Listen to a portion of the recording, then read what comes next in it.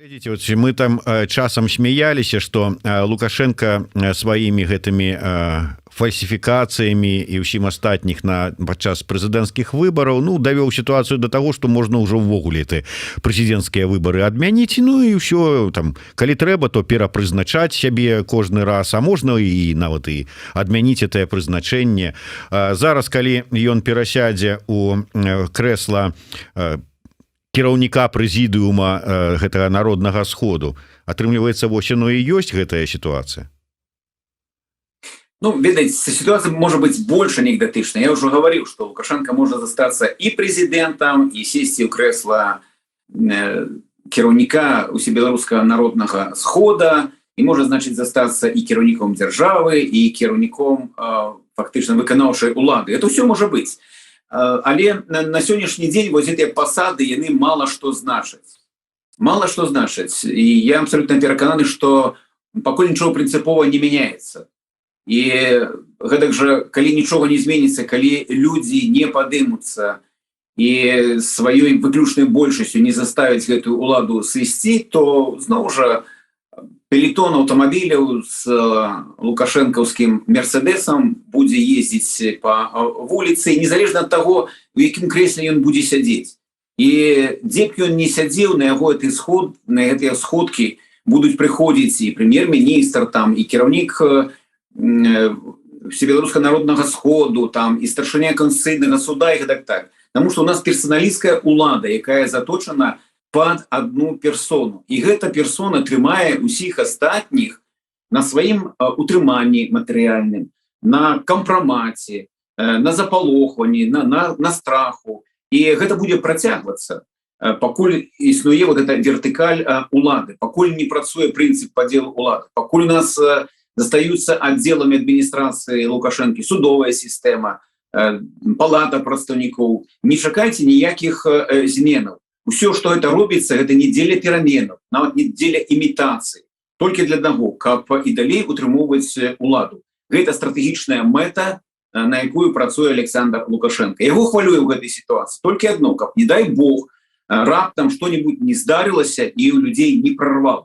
Гэта можа быць, я уже говорю про там эканамічныя чыннікі, тому что пагаршэнне сітуацыю і матэрыяльнага стану людзей яно павялічваецца. Калі 4 мільёны грамадзянаў, прабачце, там жывуць на 500 рублей у месяц, там, так, ці крышку болей, гэта вот выклік для улады. Таму референдум это будзе праводзіцца, так скажем, на фоне аўтазака, вялікай колькасці сілавікоў з распаўсюдам страху.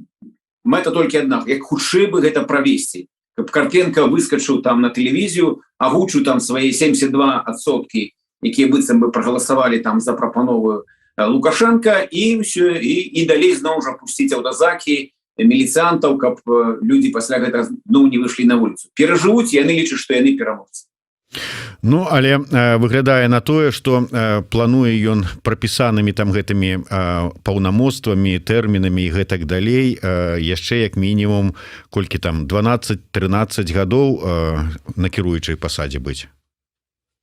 Так, фактычна Лукашенко прапануе абнуліць прэзідэнцтва, так што гэтыя два тэрміны тут, я думаю, што мы пачуем яшчэ, як пляскаюць прапагандысты і піараць вось гэты пункт, але гэты пункт якраз жа зноў не ёсць нейкая дэманстрацыя пераменаў. Гэта такі прагматычны падыход. Вот я до 25-го хацеў бы дасядзець, а пасля яшчэ захаваць за сабой перспектыву на 10 гадоў. Конечно, гэта мроя, якая для Лукашэнкі так і застанецца мрояй, ніколі гэтага не будзе, я абсалютна перакананы ў гэтым, але тым не менш планы яго менавіта такія.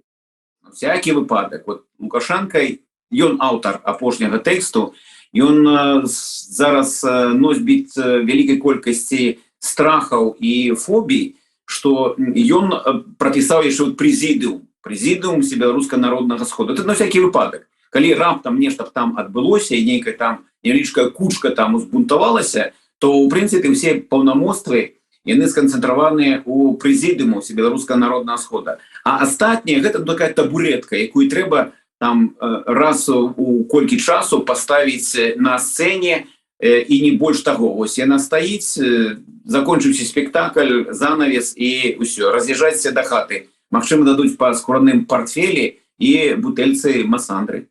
Мне падаецца, што перад Крамлём і Пуціным ўсё ж такі стаіць адна праблема, пакуль не вырашальная. І гэта праблема называецца таксічнасць Александра Лукашэнкі, якога яны мусяць падтрымоўваць. А падтрымоўваючы таксічнага Лукашэнка, яны забіраюць гэтую таксічнасць на сябе. І гэта прыводзіць да таго, што, згодна, калі верыць сацыялагічным апытанням, якое злілі ў самой Расіі, рэйтынг Пуціна і папулярнага замежнага палітыка меншы, чым Ангела Меркель. Таму вось гэта штурхае ўсё ж такі Крамлю да таго, каб шукаць нейкі мяккі варыянт сыхода Лукашэнкі з палітычнага Алімпу. І калі там адпраўляць яго не ў растоўскую піўную, дзе там, як кажуць, калі-нікалі бачаць Януковіча, то дзесьці вось у тое месца, дзе зараз знаходзіцца гаспадар Назарбаев. Але Лукашенко не хоча ні туды пакуль і не сюды. Ён хоча закансерваваць за сабой магчымасць, як кажуць там, да сініх рук трымацца за гэтую уладу. Тут ёсць праблема. Таму што, некаторыя гавораць, Пуціну абсалютна ўсё роўна, што там думаюць беларусы, гэта не так. Таму што я думаю, што ёсць досвед Крыма, ўсё ж такі трэба разумець, што значная частка жыхароў Крыма сімпатыі ставіліся да Расіі, і гэта стварала больш такія мягкія наступствы для гэтай агрэсіі. Ведаеце, калі народ маўчыць ці недастаткова супраціўляецца, а ў значнай ступені ківае галавой ці людзі, які пражываюць на гэтай тэрыторыі, то, канешне, агрэсару ў гэтай сітуацыі значна лягчэй. Вось з беларусамі тут якраз праблема, і гэтыя тренды заставляюць, прымушаюць Кремль вось шукаць нейкія інструменты. Конституцыйная рэформа гэта была адна з задумак усё ж такі Пуціна, а не Александра Лукашэнкі, які разумее, што сам рэферэндум яму асабіста абсалютна нічога не дадае. Ні легітымнасці, таму што ўсё закансервавалася, і вот такія лагеры з аднаго боку лагер, і з другога яны такія маналітныя, не жалезабетонныя, але маналітныя. Пакуль я не бачу нейкіх ідэяў, нейкае ноу-хау, каб зламаць вось эту расстаноўку сіл, якая на сённяшні дзень існуе. І таму прадаць што ён можа? Прадаць толькі, падаецца, артыкул там 18. Гэта адказ Беларусі ад нават у нейкай перспектывы быць нейтральнай краінай і без ядзерных. Вось гэты артыкул цалкам, канешне, для вушэй Пуціна, для Крамля. Але ці будзе гэта дастаткова? На мой погляд, не, таму што для іх усё ж такі было вельмі важна, каб нейкі транзіт пакрыху быў запушчаны, і яны бачылі гэтыя перспектывы нейкі час, калі Александр Лукашенко ўсё ж такі адыдзе ў цень. Шмат казалі про тое, што Лукашенко вельмі баіцца той сітуацыі, калі ён будзе не пры ўладзе з той ці іншай нагоды, ўжо можа там гады там пройдуць ужо там па ўзросце, па здароўю адыдзе, што ўсё адно дойдзе до таго, што яму былыя злачынствы прыгадаюць. Гэты варыянт канстытуцыі дае яму гарантыю бяспекі? Тое, што Лукашенко сам піша для сябе, ён дае нейкую, можа, такую асалоду такого моманту. Это псіхалагічны фактор, это можна сябе цешыць гэтым. Але ж для таго, каб мець гарантыі, Александр Лукашенко мусіў бы зрабіць наступнае. Першае, правесці рэферэндум па крытэрах міжнародных, якія вызначаюць, што такое рэферэндум, як ён можа быць праведзены, запрасіўшы сюды міжнародных наглядальнікаў і уставіўшы ў бюлетень, акрамя лукавай канстытуцыі, праект канстытуцыі новай Беларусі. І калі б гэта было падлічана, і так людзі прагаласавалі, гэта ёсць гарантыя для Лукашэнкі, у тым ліку для таго артыкула, дзе ён прапісаў для сябе вось гэтую самую бяспеку. А вось па тым сцэнарыі, па тых лекалах, які ён збіраецца праводзіць рэферэндум, яму ніхто не дасць, і это просто кавалачак паперы. Што ж там у гэтай новай канстытуцыі са звыш паўнамоцтвамі? Новаму Лукашэнку што дастанецца з гэтых паўнамоцтваў? Я быў здзіўлены вось тым варыянтам, які прапанаваны зараз, тому что я чакаў больше таких разумных крокаў з боку беларускіх прапагандыстаў, тых, кому трэба прадаваць гэты тавар з гнільцой, але яны пайшлі по самому, ну, для мяне это прывабны такі шлях, потому что тое, что прапанавана по якасці, по перспектыве, яно абсолютно непрымальна. І на гэтым фоне наш проект Конституции Новой Беларуси глядзіцца, ну, просто, ну, неимоверно, як нейкі изумруд там. Ну, так атрымоўваецца. Можно там говорить, что нешта не адпавядае чыімсьці падыходам, але калі параўноўваць вот эти два проекты, то, ну, это такая адлегласць, як зямлі до месяца. Вельмі контрастна і радыкальныя адрозненні. І ў значнай ступені яны аблягчаюць нашу задачу вот на сённяшні дзень. Калі мы говорим про конструкцию, и это самое галоўнае, захоўваецца звышпрэзідэнцкая форма кіравання. Суперпрэзідэнцкая рэспубліка. Ні на крок ад гэтага Лукашенко не адышоў, і усе прынцыповыя базавыя палажэнні, якія зацвярджаюць не прэзідэнцкую форму кіравання, а супер гіперпрэзідэнцтва, яны засталіся ў абноўленым праекце Лукавай Конституцыі. І гэта, відаць, самае галоўнае. Трэба добавить, что новаўвядзенні, якія там з'явіліся, яны таксама вызываюць больш пытанняў, чым адказаў. Ну, напрыклад, закладзена трохузроўневая конструкцыя таго, што некаторыя называюць парламентам. У нас до Палаты прадстаўнікоў і Савета Рэспублікі добавілася адбудова у выглядзе усебеларускага народнага сходу. І такого нідзе няма ў свеце, нават у тым жа Іране.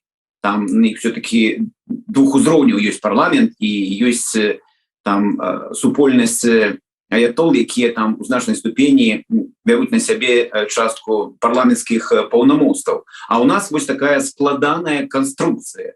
І вось тут пытанне, а як людзі мусяць ставіцца да гэтага? Да 110 депутатаў дармаедаў, якія сядзяць у палаце прадстаўнікоў, прабачце за такі народны выраз, там падаецца 68 так званых сенатараў, яшчэ дабаўляюць 1200 дэлегатаў. І ўсе яны сядзяць на карку беларуса, падаткаплацельшчыка, і як да гэтага людзі будуць ставіцца. Пры гэтым паўнамоцтвы Лукашенко просто перакладвае з адной кішэні ў другой. Ну, я ўжо не говорю про артыкул 144, які навогул стварае правовую магчымасць, каб прэзідэнт быў яшчэ і кіраўніком усебеларускага народнага сходу. Ну, мало того, что Лукашенко по обновленной Лукавой Конституции застаецца кіраўніком державы, кіраўніком выканаўчай улады, то ён стварыў сабе яшчэ магчымасць і быць кіраўніком часткі того, что мы называем парламенцкай конструкцией усебеларускага народнага сходу. Один у трох тварах.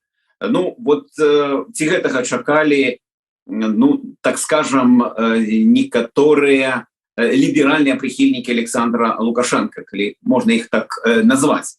Ці можна гэта прадаць нават таму ж Крамлю? Мне падаецца, што там у Москве таксама чакалі не такой конструкцыі і не такога пераразмеркавання уладных паўнамоцтваў. Ну, яшчэ один прыклад такі канкрэтны. Лукашенко быццам бы выкрэслівае ад прэзідэнта магчымасць ўплываць на некаторыя кадравыя пытанні. Цэнтральная выбарчая камісія, Конституцыйны суд, Верховны суд, і перадае куды гэта? Перадае у усебеларускі народны сход. І зноў жа вяртаемся да таго самага артыкула, і ён жа можа і быць гэтым кіраўніком усебеларускага народнага сходу. Да таго, калі мы сабе пазначым, што Лукашенко ж не з нуля это ўсё будуе. Ужо ёсць сістэма, якая адладжана, і яна працуе. І паўсюль Лукашенко расставіў сваіх людзей, якія залежныя ад яго, якія на павадку ў яго. Яны на яго абслугоўванні, яны як той шпіц умка толькі на двух нагах, калі камусьці ён дазваляе на стол свой схадзіць, а камусьці на руках патрымаць.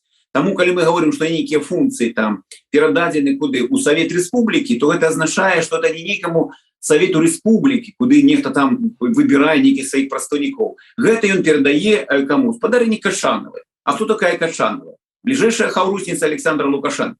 Таму вот эта конструкция, яна застаецца, няма прынцыпу падзелу уладаў, гэта вертыкаль улады застаецца. З'яўляюцца нейкія дзіўныя надбудовы, як трохузроўневы так званы фейкавы парламент, і мы бачым перакладанне паўнамоцтва з адной кішэні у другую, альбо пераход этих функций з аднаго кабінета там на другім паверсе у кабінет на трэці паверх. Людям, грамадзянам, падаткаплацельшчыкам 0,0.